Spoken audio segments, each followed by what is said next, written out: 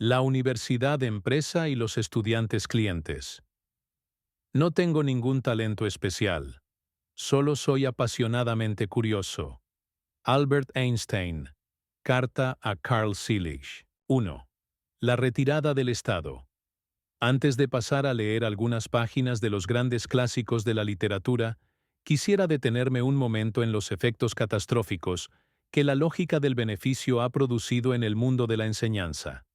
Martha Nussbaum, en su hermoso libro Sin fines de lucro, nos ha proporcionado hace poco un elocuente retrato de esta progresiva degradación. En el curso de la última década en buena parte de los países europeos, con alguna excepción como Alemania, las reformas y los continuos recortes de fondos financieros han trastornado, sobre todo en Italia, la escuela y la universidad. De manera progresiva, pero muy preocupante, el Estado ha iniciado un proceso de retirada económica del mundo de la enseñanza y la investigación básica, un proceso que ha determinado también, en paralelo, la secundarización de las universidades. Se trata de una revolución copernicana que en los próximos años cambiará radicalmente la función de los profesores y la calidad de la enseñanza. Casi todos los países europeos parecen orientarse hacia el descenso de los niveles de exigencia para permitir que los estudiantes superen los exámenes con más facilidad, en un intento ilusorio de resolver el problema de los que pierden el curso.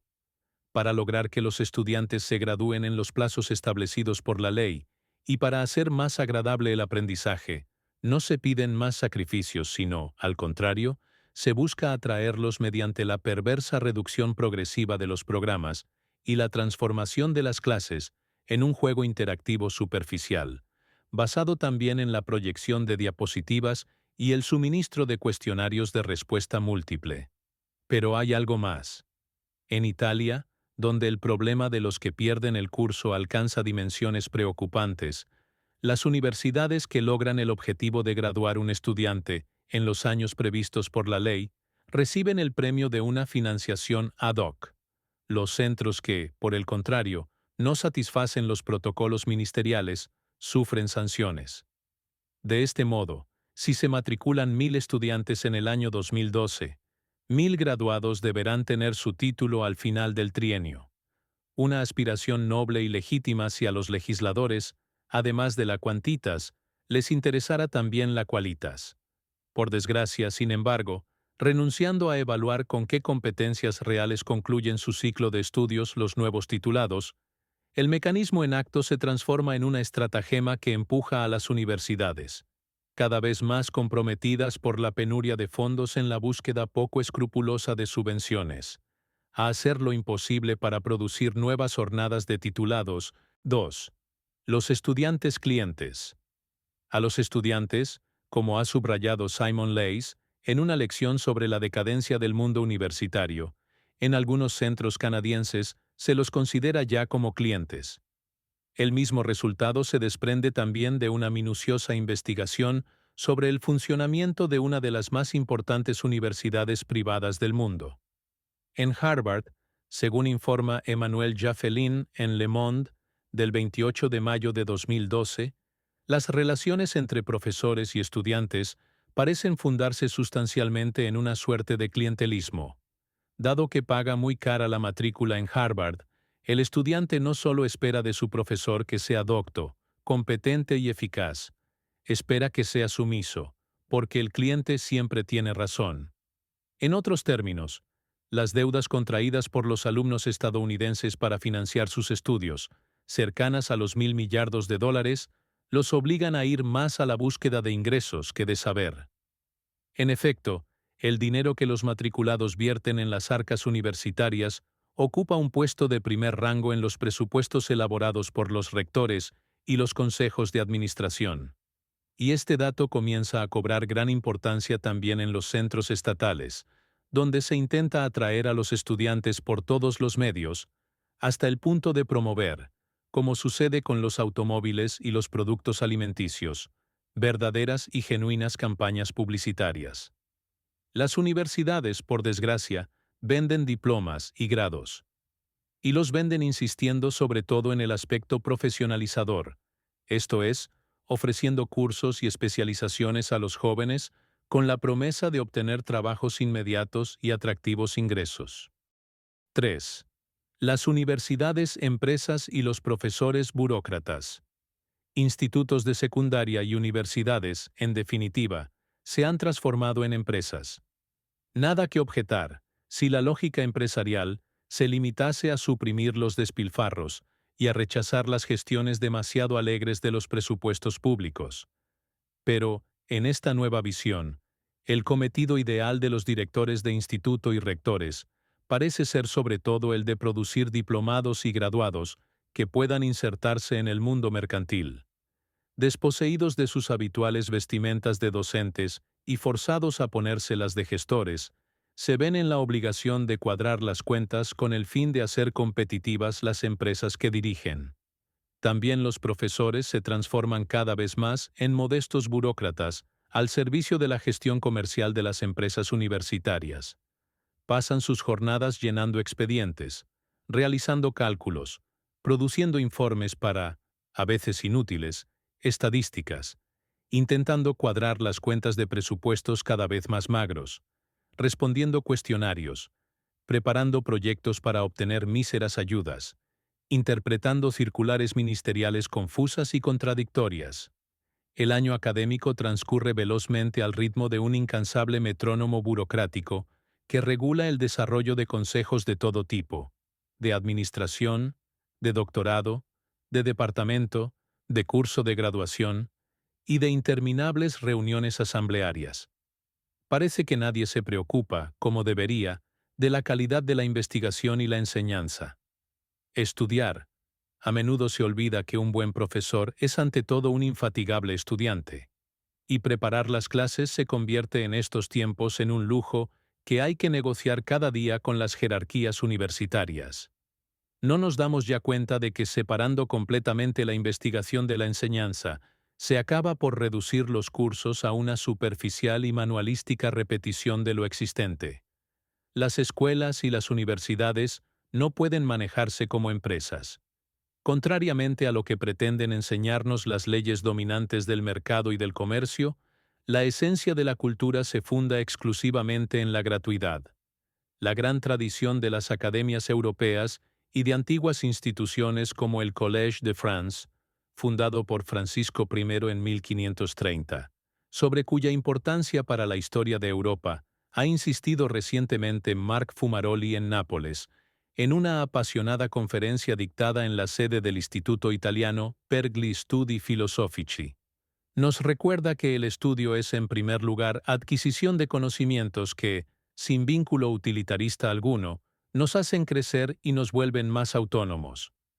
Y la experiencia de lo que aparentemente es inútil y la adquisición de un bien no cuantificable de inmediato se revelan inversiones cuyos beneficios verán la luz en la longue durée.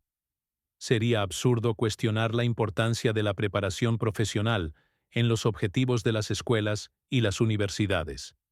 Pero, ¿la tarea de la enseñanza puede realmente reducirse a formar médicos, ingenieros o abogados?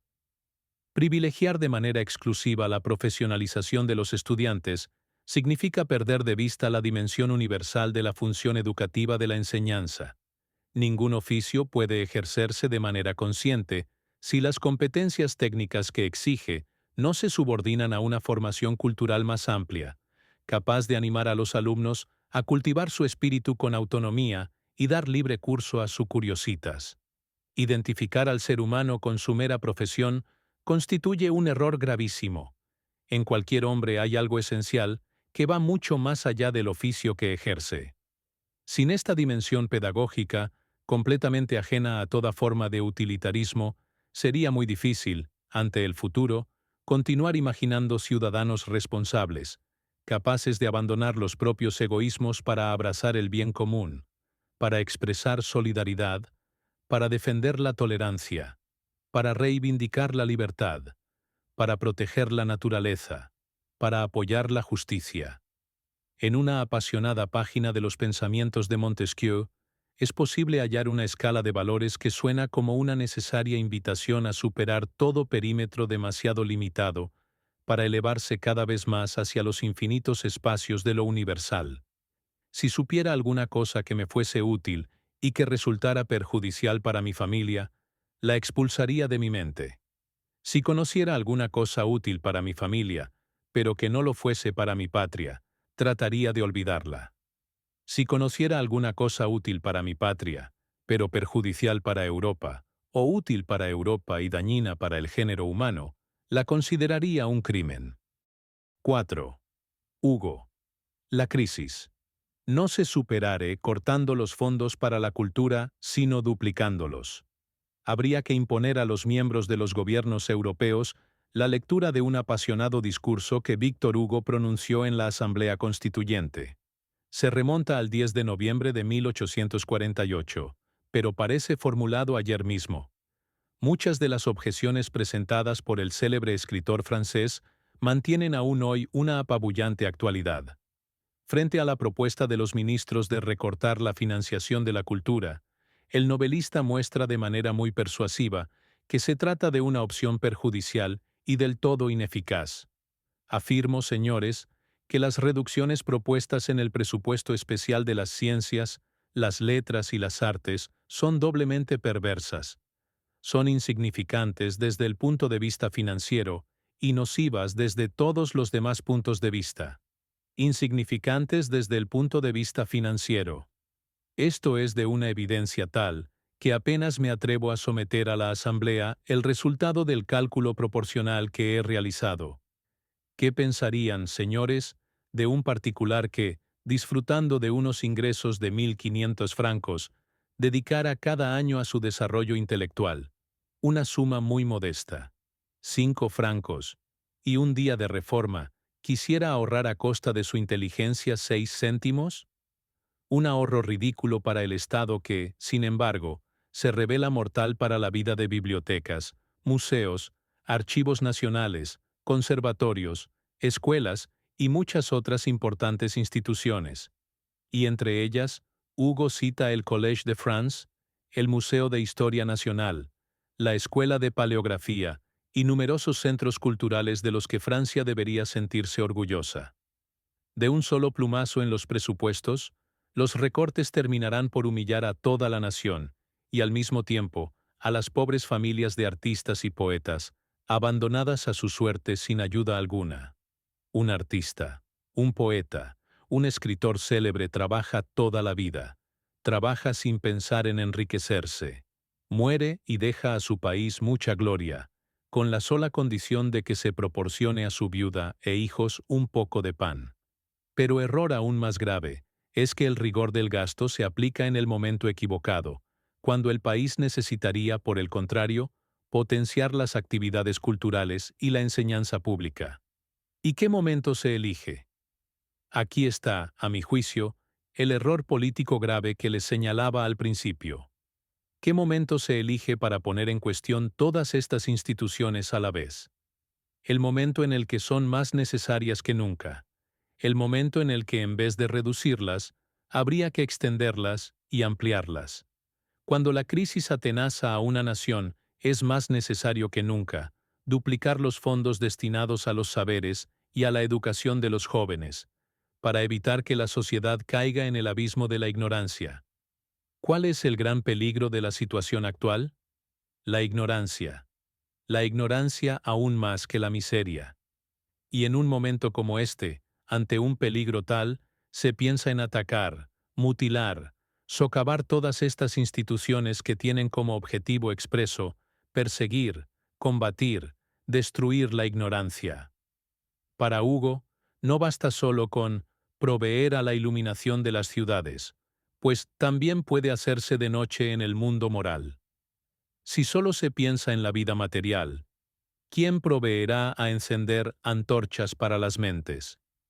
Pero si quiero ardiente y apasionadamente el pan del obrero, el pan del trabajador, que es un hermano, quiero, además del pan de la vida, el pan del pensamiento, que es también el pan de la vida. Quiero multiplicar el pan del espíritu como el pan del cuerpo. A la enseñanza pública le incumbe la delicada tarea de apartar al hombre de las miserias del utilitarismo y educarlo en el amor por el desinterés y por lo bello. Hay que levantar el espíritu del hombre, volverlo hacia Dios, hacia la conciencia, hacia lo bello, lo justo, lo verdadero, hacia lo desinteresado y lo grande. Un objetivo que para ser cumplido requiere medidas opuestas a las adoptadas por los gobiernos precedentes y el actual Comité de Finanzas. Habría que multiplicar las escuelas, las cátedras, las bibliotecas, los museos, los teatros, las librerías. Habría que multiplicar las casas de estudio para los niños, las salas de lectura para los hombres, todos los establecimientos, todos los refugios donde se medita, donde se instruye, donde uno se recoge, donde uno aprende alguna cosa, donde uno se hace mejor. En una palabra, habría que hacer que penetre por todos lados la luz en el espíritu del pueblo, pues son las tinieblas lo que lo pierden. Hugo fustiga a una clase política obtusa y miope que, creyendo ahorrar dinero, programa la disolución cultural del país y destruye toda forma de excelencia. Han caído ustedes en un error deplorable. Han pensado que se ahorrarían dinero, pero lo que se ahorran es gloria. 5. Tocqueville.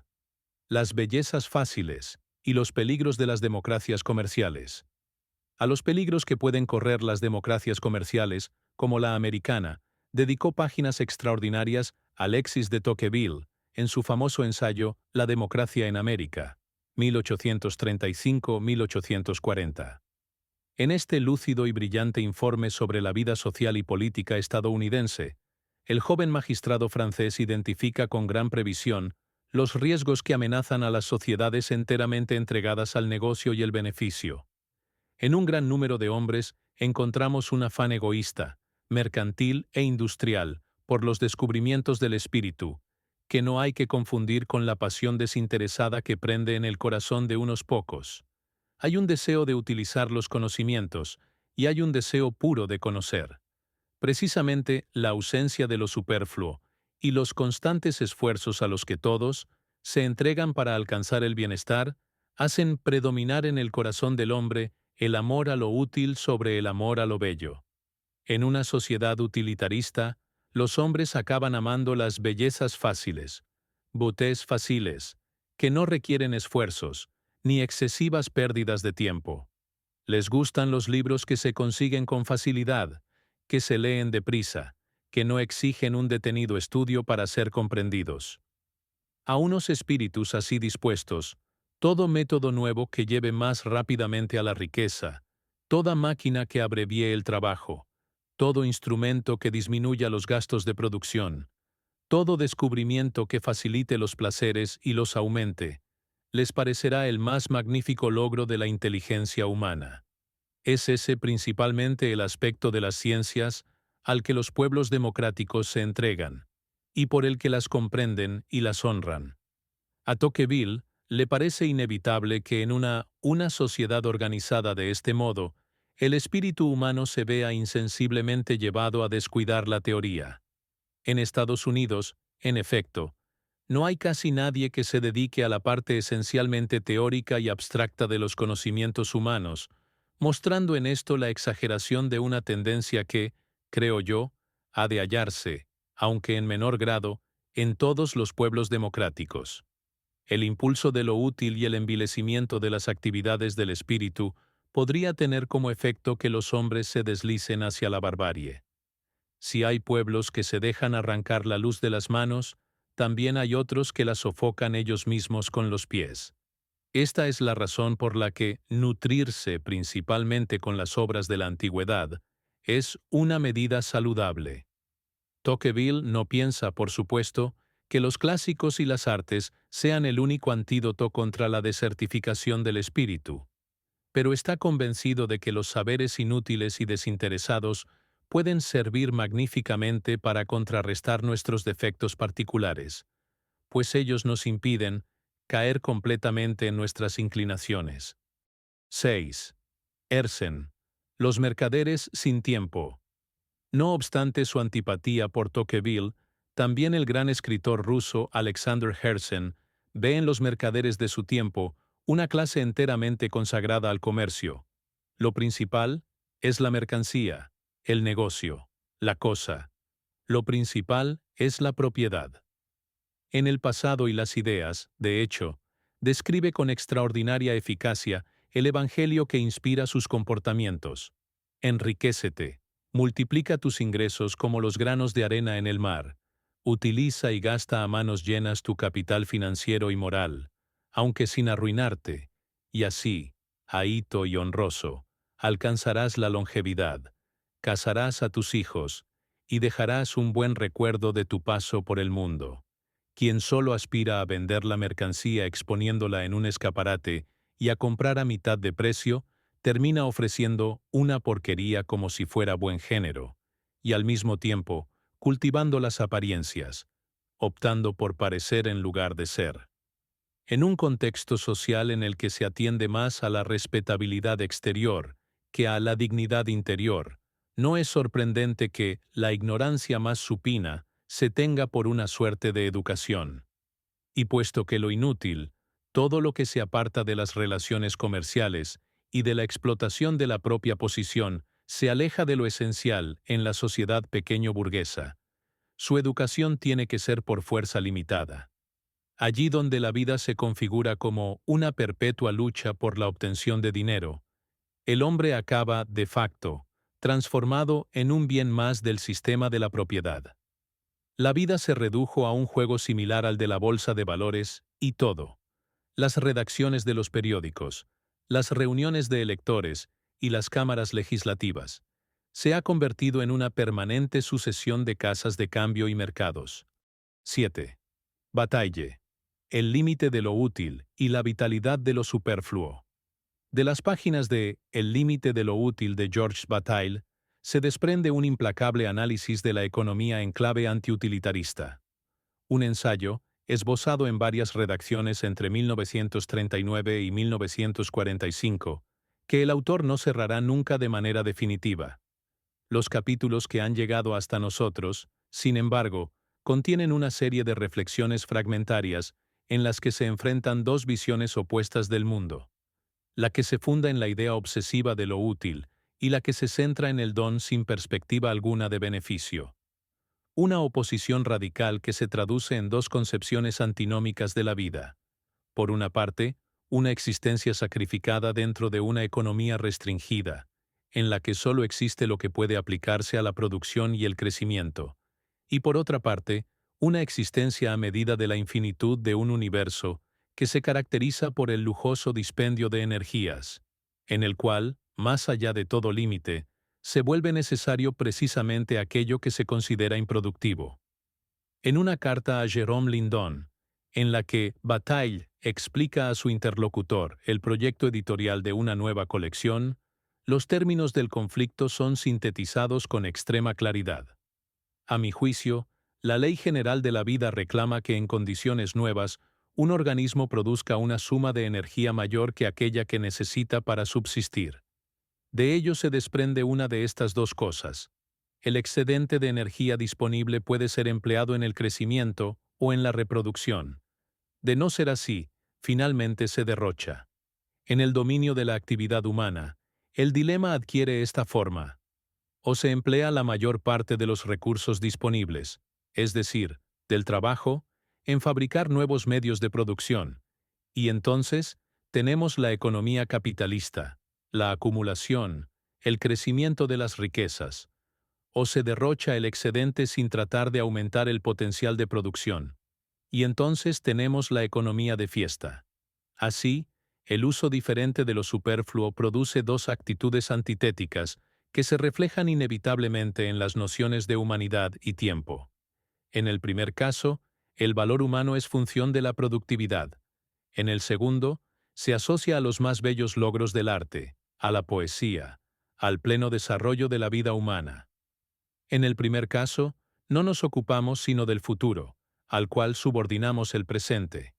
En el segundo, solo cuenta el instante presente, y la vida es liberada, al menos de tiempo en tiempo, y en la medida de lo posible, de las consideraciones serviles que dominan un mundo consagrado al crecimiento de la producción.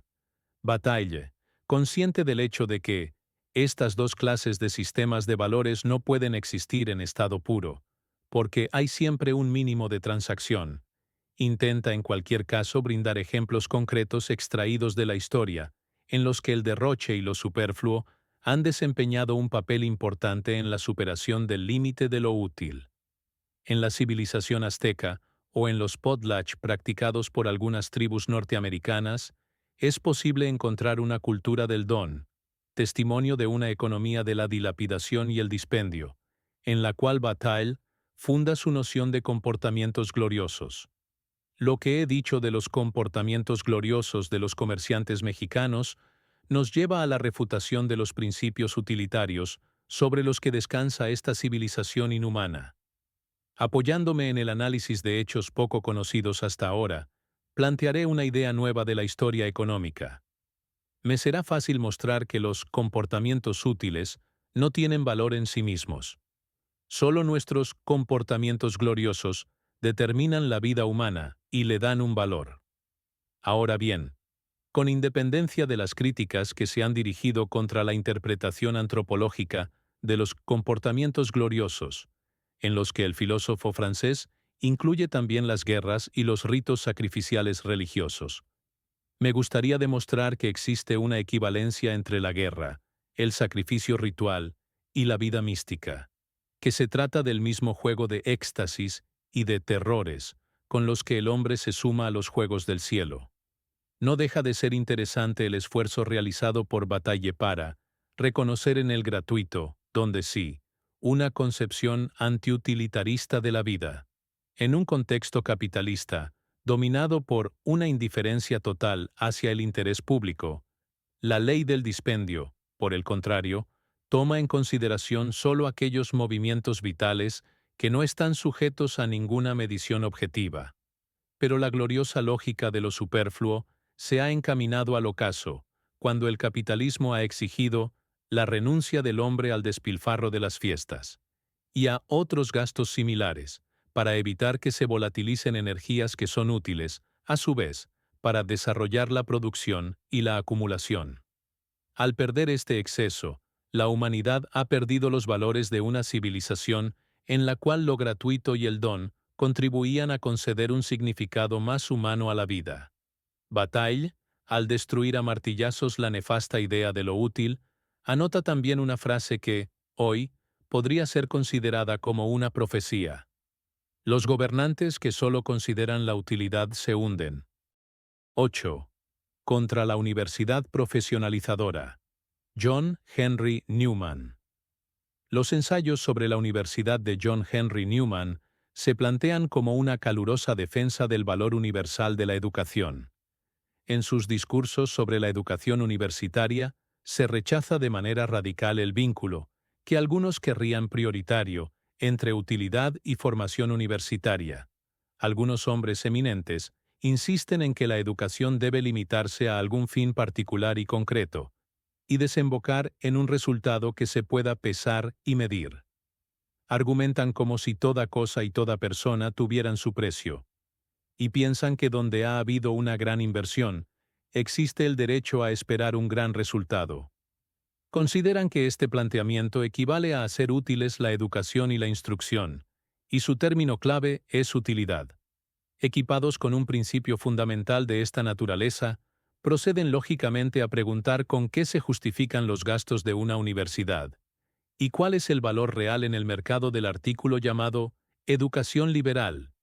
Para Newman, es falsa la tesis, según la cual solamente lo útil merece ser buscado, y la vida no es suficientemente larga como para ser empleada en llamativas, curiosas o brillantes trivialidades.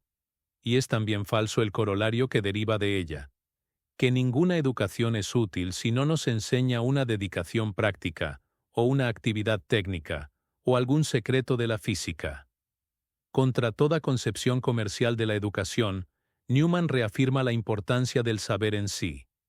Pero ello no significa que un itinerario formativo sin ataduras profesionalizadoras y la adquisición del conocimiento en sí no puedan procurar de todos modos una cierta utilidad, una serie de ventajas que el individuo podrá obtener al final de su recorrido universitario. cuando afirmo que el saber no es solamente un medio para lograr algo que está más allá, o el momento preliminar de ciertos actos en los que naturalmente desembocará, sino un fin suficiente donde permanecer y que buscar por sí mismo.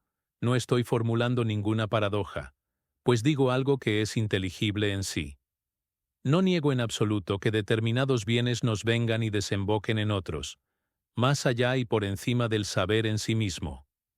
El saber en sí, en definitiva, incluso, aunque no se emplee para otra cosa ni sirva a un fin directo, desarrolla de tal manera el espíritu de quien lo ha adquirido que se revela en cualquier caso beneficioso.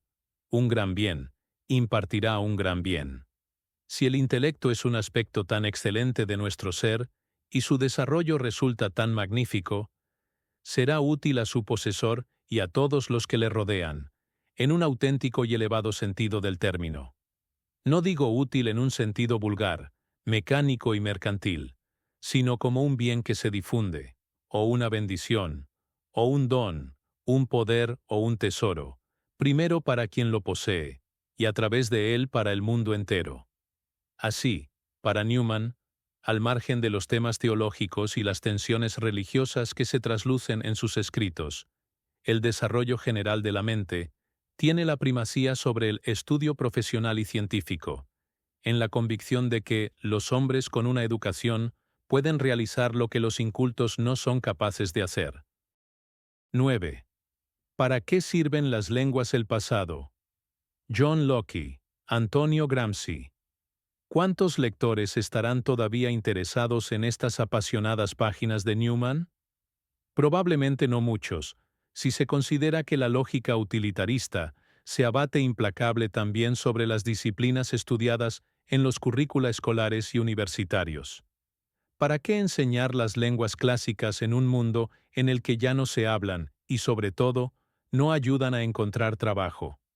Entre los míseros argumentos de los nuevos gestores de la enseñanza, parecen adquirir carta de naturaleza, una vez más, algunas reflexiones de Locke, aunque, en honor de la verdad, el filósofo británico, a pesar de sus feroces críticas, consideraba que el aprendizaje del latín era a fin de cuentas necesario para la formación de un gentleman.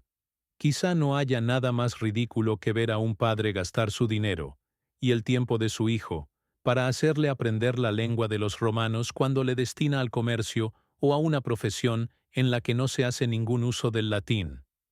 No puede dejar de olvidar lo poco que ha aprendido en el colegio, y que 9 veces, de 10, le inspiró repugnancia a causa de los malos ratos que le ha valido este estudio. Ante estas consideraciones, dictadas por el más extremo utilitarismo, hoy haría sonreír la sentida invitación a estudiar latín y griego que Antonio Gramsci lanzó, en el año 1932, en una vibrante página de sus cuadernos de la cárcel.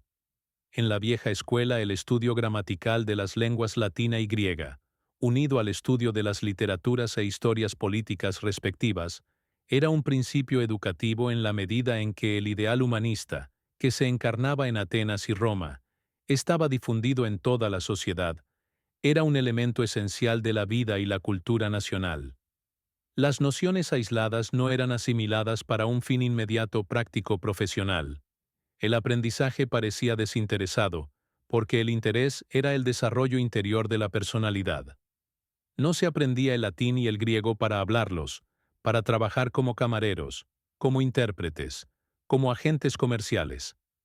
Se aprendía para conocer directamente la civilización de ambos pueblos, presupuesto necesario de la civilización moderna, o sea, para ser uno mismo y conocerse a uno mismo conscientemente. Pero, no obstante los numerosos llamamientos de protesta en varios países europeos, y la publicación de volúmenes enteros dedicados a la defensa de las lenguas clásicas en Francia y en Italia, por obra de una minoría ilustrada de profesores resistentes y de intelectuales militantes, nadie parece tener ya fuerza para detener el declive. A los estudiantes se les disuade de emprender carreras que no producen recompensas tangibles y ganancias inmediatas. Poco a poco, el creciente desapego al latín y el griego llevará a cancelar definitivamente una cultura que nos posee y que de manera indiscutible nutre nuestro saber. Lo vio claramente Julien Gracq al denunciar, en un artículo publicado en Le Monde des Livres del 5 de febrero de 2000, el triunfo, en la enseñanza, de una comunicación cada vez más trivial y fundada en la progresiva imposición del inglés en detrimento de las lenguas consideradas inútiles, como el latín. Además de su lengua materna, en el pasado los escolares aprendían una sola lengua, el latín. No tanto una lengua muerta, como el estímulus artístico incomparable de una lengua enteramente filtrada por una literatura. Hoy aprenden inglés, y lo aprenden como un esperanto que ha triunfado, es decir, como el camino más corto y más cómodo para la comunicación trivial. Como un abrelatas, un passe-partout universal. Se trata de una gran diferencia que no puede dejar de tener consecuencias. Hace pensar en la puerta inventada tiempo atrás por Duchamp, que solo habría una habitación cerrando otra. Y si, naturalmente, gracias a estas tendencias, solo unos pocos estudiantes se inscriben en los cursos de latín y griego, la solución para resolver el problema del coste de los profesores parece ser simple: clausurar su enseñanza. El mismo razonamiento vale para el sánscrito o para cualquier otra lengua antigua. En algunas facultades o en algunos departamentos están en peligro incluso disciplinas como la filología y la paleografía. Esto significa que cuando pasen unas pocas décadas, cuando se hayan jubilado los últimos filólogos, los últimos paleógrafos y los últimos estudiosos de las lenguas del pasado, habrá que cerrar bibliotecas y museos y renunciar incluso a excavaciones arqueológicas y a la reconstrucción de textos y documentos. Y todo ello tendrá ciertamente consecuencias desastrosas para el destino de la democracia, como ha mostrado hace poco Yves Bonfoy, en una apasionada defensa del latín y la poesía, y de la libertad, como ha subrayado Giorgio Pasquali, que veía en la recuperación filológica de la autenticidad de los textos una praxis fundada en el apoyo mutuo de verdad y libertad. Por este camino, se acabará liquidando la memoria a fuerza de progresivos barridos que conducirán a la amnesia total. La diosa Mnemosine, madre de todas las artes y todos los saberes en la mitología grecorromana, se verá obligada a abandonar la tierra para siempre.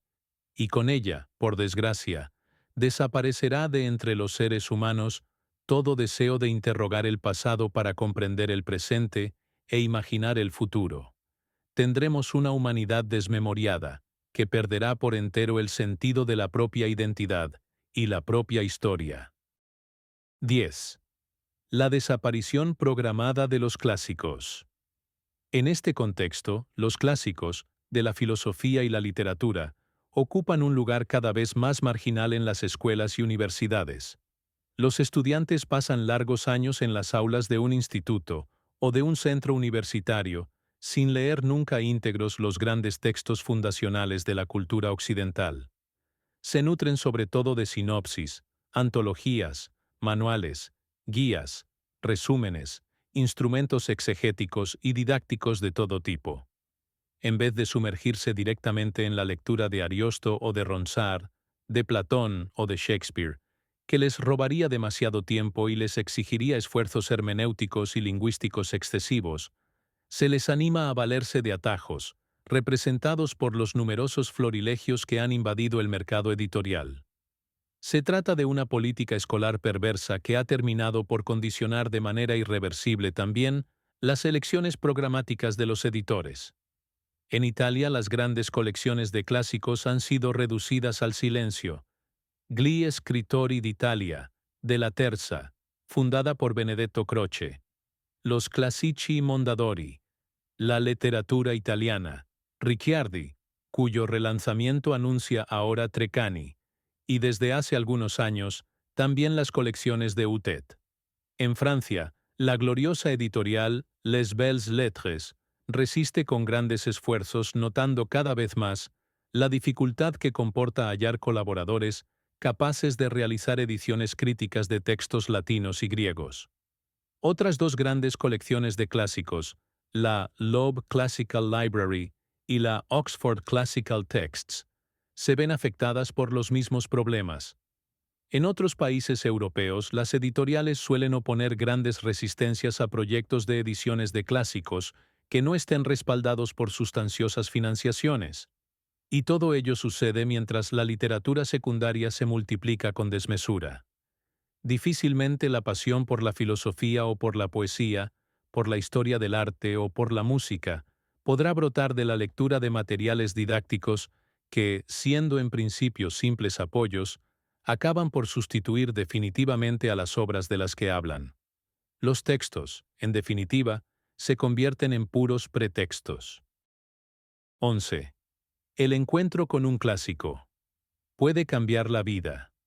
Sin embargo, no es posible concebir ninguna forma de enseñanza sin los clásicos.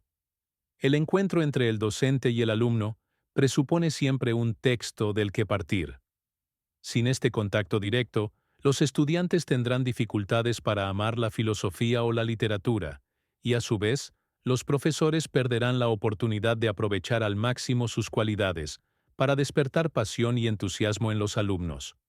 Al cabo, se romperá definitivamente el hilo que había mantenido unidas la palabra escrita y la vida, el círculo que había permitido a los jóvenes lectores aprender de los clásicos, a escuchar la voz de la humanidad, aún antes de que, con el tiempo, la vida misma les enseñase a comprender mejor la importancia de los libros que nos han nutrido. Las muestras de pasajes escogidos no bastan. Una antología no tendrá nunca la fuerza para estimular reacciones que solo la lectura íntegra de una obra puede producir. Y, dentro del proceso de aproximación a los clásicos, el profesor puede desempeñar una función importantísima. Basta hojear las biografías o las autobiografías de grandes estudiosos para descubrir casi siempre el recuerdo del encuentro con un docente que, durante los estudios secundarios o superiores, fue decisivo para orientar la curiosidad hacia esta o aquella disciplina.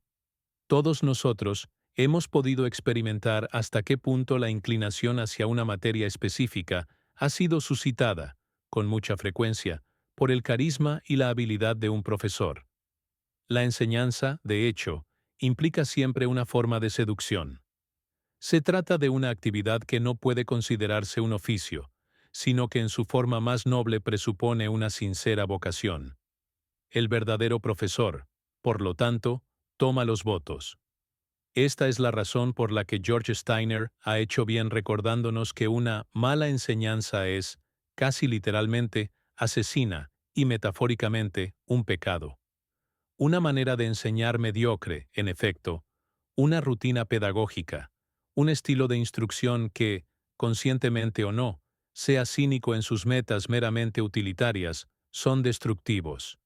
El encuentro auténtico entre maestro y alumno no puede prescindir de la pasión y el amor por el conocimiento. No se conoce, recordaba Max Scheler, citando a Goethe, sino lo que se ama, y cuanto más profundo y cabal quiera ser el conocimiento, más fuerte, vigoroso y vivo debe ser el amor, incluso la pasión. Pero, para retomar nuestro hilo conductor, la pasión y el amor, si son realmente genuinos, presuponen en todo caso gratuidad y desinterés. Solo en estas condiciones, el encuentro con un maestro o con un clásico podrá cambiar de verdad la vida del estudiante o del lector. 12. Las bibliotecas amenazadas, el caso clamoroso del Warburg Institute. La lógica empresarial, por desgracia, puede también poner en peligro existencia de grandes bibliotecas e institutos de investigación de prestigio internacional.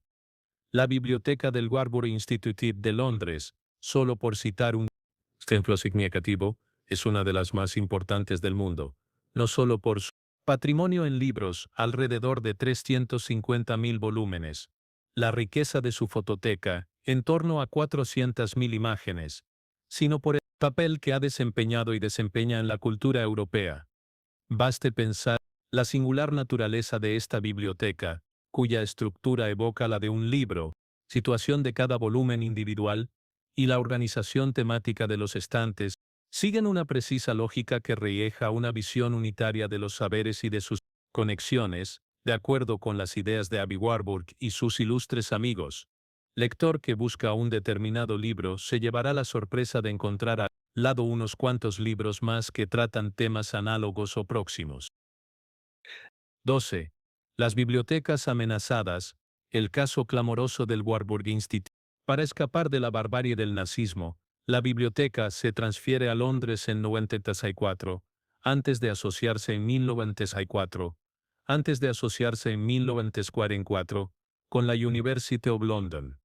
Por el Instituto de Woburn Square, han pasado en el curso del siglo XX muchos de los más importantes estudiosos del Renacimiento, desde Ernest Cassirer hasta Rudolf Whitcover, desde Ernest Combridge hasta Erwin Panofsky, desde Fritz Axel hasta Michael Baxandall, desde Frances Yates hasta Edgar Wind, desde Paul Oscar Christeller hasta Carlo Dionisotti, desde Giovanni Aquileche hasta Anthony Grafton.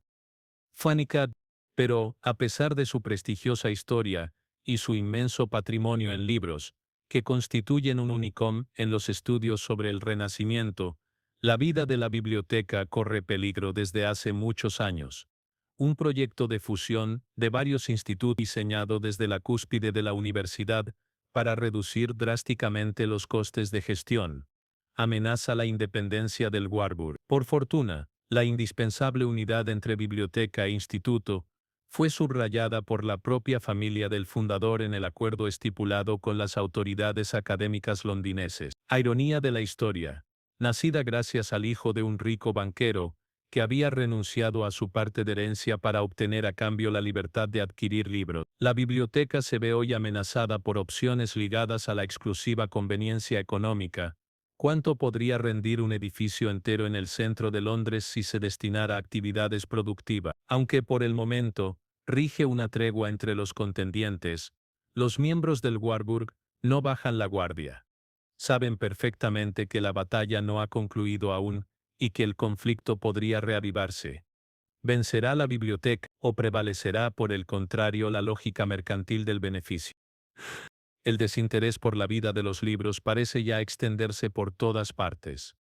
En Italia, durante el pasado verano, agosto de 2012, los periódicos y las televisiones difundieron la chocante noticia de que la biblioteca del Instituto Italiano, per gli Studi Filosofici, en torno a 300.000 volúmenes, estaba siendo empaquetada para su almacenamiento en un depósito de la periferia de Nápoles. Su presidente, el abogado Gerardo Marotta, mientras las cajas partían en camiones, denunciaba la indiferencia y el inmovilismo de las instituciones regionales y locales ante el abandono de un gran patrimonio en libros. También en Nápoles, durante los mismos meses, despertó consternación y estupor la noticia del saqueo de la antigua biblioteca de Girolamo, frecuentada por Giambattista Vico, de la que han desaparecido textos y manuscritos raros y de gran valor. Habrá aún gobernantes capaces de dejarse mover por las palabras, dirigidas en una carta del 31 de mayo de 368 al duque Cristoforo Moro, con las que el cardenal Bessarion acompañaba el legado de su importante biblioteca, 482 volúmenes griegos y 264 latinos a la ciudad de Venecia.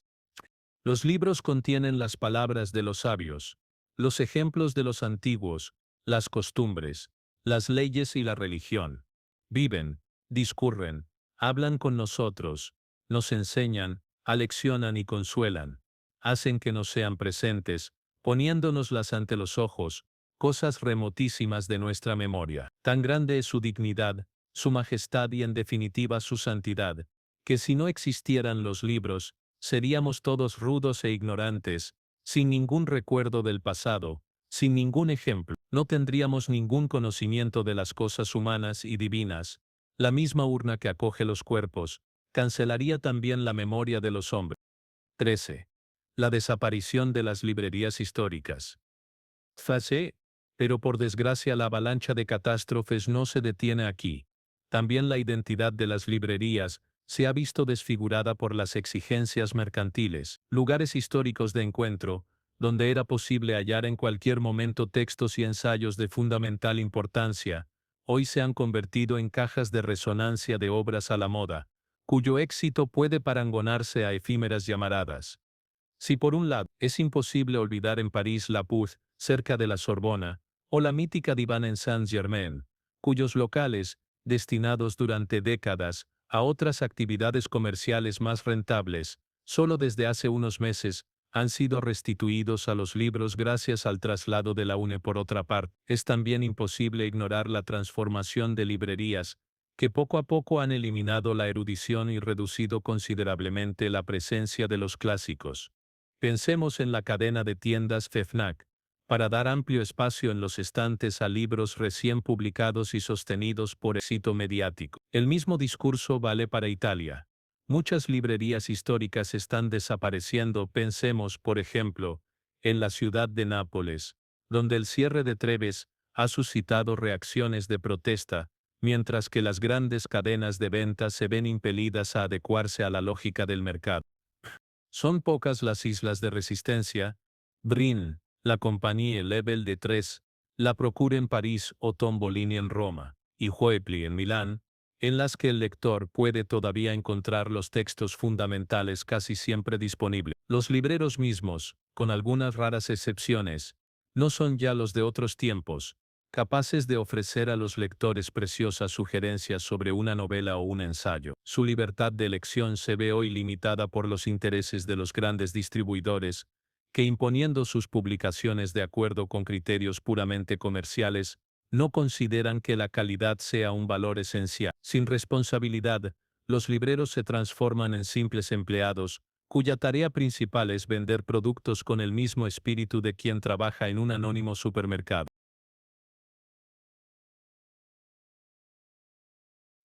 14. La inesperada utilidad de las ciencias inútiles. Fase. Pero el elogio de la útil inutilidad de la literatura y la filosofía no debe, sin embargo, inducir a engaño. Quisiera decir claramente, y no lo hago solo para tranquilizar a los colegas científicos, que en estas páginas no me propongo en absoluto volver a plantear la dañina contraposición entre saberes humanísticos y saberes científicos. Al contrario, consciente de las distintas funciones de unos y otros, estoy firmemente convencido de que también la ciencia ha ocupado y ocupa un lugar importante en la batalla contra las leyes del mercado y el beneficio. Es bien sabido que de trabajos científicos, considerados en apariencia inútiles, esto es, no dirigidos a un preciso objetivo práctico, se ha derivado después una inesperada utilidad. Los inventos de Guglielmo Marconi habrían sido impensables sin las investigaciones sobre las ondas electromagnéticas que realizaron James Clerk Maxwell y Heinrich Rudolf Hertz. Estudios, conviene hacer hincapié en ello, inspirados tan solo por la necesidad de satisfacer una curiosidad puramente teórica. Basta releer las extraordinarias páginas de Abraham Flexner dedicadas a estos temas, que no por azar he querido reproducir en apéndice a mi trabajo, para entender que genios como Galileo o Newton cultivaron su curiosidad sin obsesionarse por lo útil y el beneficio. De hecho, los descubrimientos fundamentales que han revolucionado la historia de la humanidad son fruto, en gran parte, de investigaciones alejadas de cualquier objetivo utilitarista. También en este sector, la progresiva retirada del Estado obliga cada vez más a universidades y centros de investigación a pedir fondos a empresas privadas y multinacionales. Se trata, en cualquier caso, de proyectos dirigidos a la realización de un producto que pueda lanzarse al mercado o utilizarse dentro de la misma empresa, y sin querer disminuir la importancia de estas contribuciones al progreso de la ciencia. Parece, sin embargo, quedar muy lejos el clima de libertad del que habla Flexner a propósito del Institute for Advanced Study de Princeton, que ha hecho posible las grandes revoluciones científicas.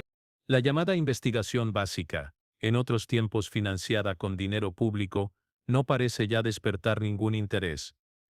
Y a la luz de estos desarrollos, puede considerarse casual el hecho de que en las últimas décadas, las estafas en las investigaciones científicas hayan aumentado unas 10 veces con respecto al pasado.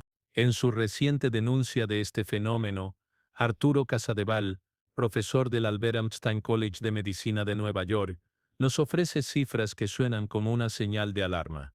Solo en 2007 se retiró por fraude una proporción de 96 estudios de cada millón. Un dato preocupante si pensamos que entre los factores decisivos de esta tendencia, Ocupan un lugar destacado los condicionamientos ejercidos sobre la biomedicina por intereses económicos. Nadie ha olvidado el famoso caso del artículo contra las vacunas publicado el año 1998 en Lancet por Andrew Wakefield, y después retirado a consecuencia de la condena del autor, por graves conflictos de intereses en el plano científico y financiero.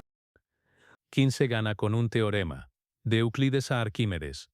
No solo Aristóteles, sino también anécdotas y biografías de ilustres científicos que han conocido una amplia circulación atestiguan que el mundo clásico fue consciente de la distinción entre ciencia puramente especulativa, y por lo tanto desinteresada, y ciencia aplicada. Pensemos por ejemplo en lo que Estobeo nos cuenta sobre Euclides.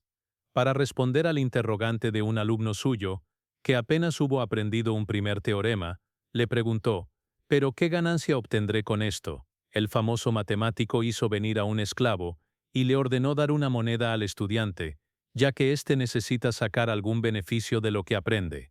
O releamos los pasajes en los que Plutarco evoca el desprecio que Arquímedes sentía por la mecánica aplicada, hasta el punto de considerar poco decoroso para un científico escribir sobre cuestiones ligadas a la tecnología. Arquímedes llegó a poseer tan gran inteligencia y profundidad de pensamiento, tanta riqueza de conocimientos que sobre los asuntos en los que tuvo renombre y fama no humana, sino propios de una inteligencia divina, no quiso dejar ningún tratado, considerando que las ocupaciones relativas a la mecánica, y en general todo género de arte tocante a lo útil era innoble y vil. Puso su propia estimación solo en aquello en lo que la belleza y la excelencia se dan sin mezcla con lo útil, cosas que por un lado son incomparables con las demás, y por otro contraponen la materia a la demostración. Sería imprudente tomar el relato de Plutarco al pie de la letra, como hicieron en el pasado algunos ilustres historiadores de la ciencia. El interés de Arquímedes por la llamada mecánica aparece en varios de sus escritos, y de manera concreta, en muchas célebres invenciones. Pero pese a todo, el retrato del científico esbozado por el filósofo griego, probablemente condicionado en parte por sus convicciones platónicas, atestigua que los antiguos percibían claramente la diferencia entre teoría, desinteresada y técnica.